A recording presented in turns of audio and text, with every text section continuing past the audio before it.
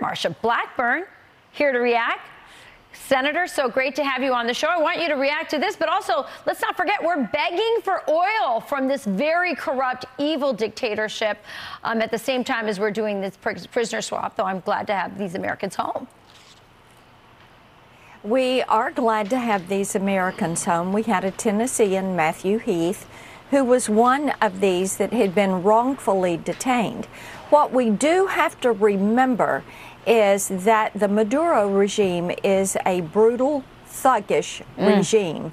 These are really bad dudes that got swapped. The two nephews of Maduro's wife, they are narco-terrorists.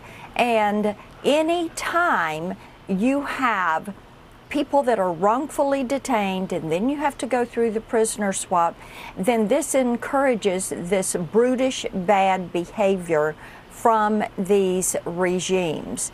So we have to pay close attention to how these regimes are acting. They see a weak Biden administration, and what we do not want to do is take actions that will encourage other of these regimes to hold Americans and wrongfully detain them. Yeah.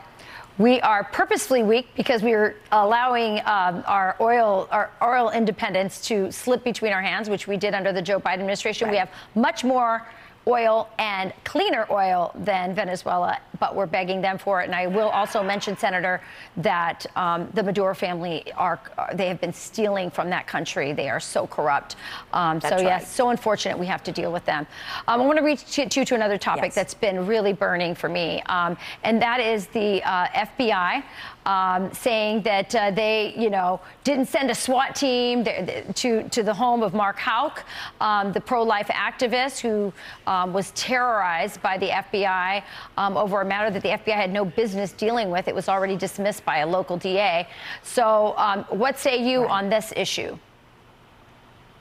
Yes, what we have to look at is that there are two tiers of justice. This is a politicized DOJ, and this has been a trend, whether it was the Clinton administration, the Obama administration, or now Biden.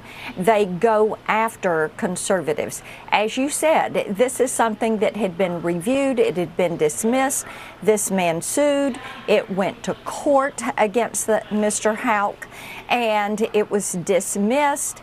And Rachel, the FBI, now, bear in mind, they don't have time to go after the protesters at the justices' houses or go investigate Jane's Revenge and burning pregnancy centers, going after churches.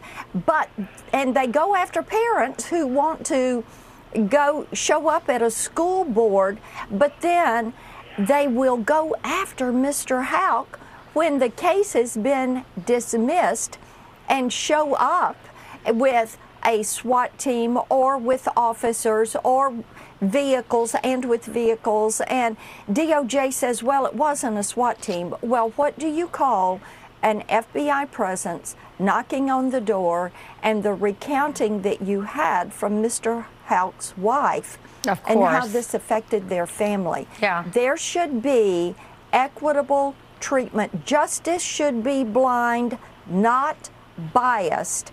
And people want to see equitable treatment. That's why my colleagues and I sent the letter asking for transparency, clarification, and information on this. Yeah. The American people, Senator, deserve to know why their federal law enforcement, which should be investigating terrorists, is being used against its own citizens. It's the kind of stuff you see in Venezuela and Cuba. It's really outrageous. We reached out to the DOJ and the FBI for comment. The FBI confirmed that they received your letter, Senator, and they reiterated the Philadelphia Bureau statement saying, quote, no SWAT team or SWAT operators were involved. FBI agents knocked on Mr. Houck's front door, identified themselves as FBI agents, and asked him to exit the residence. He did so and was taken into custody without incident pursuant to an indictment.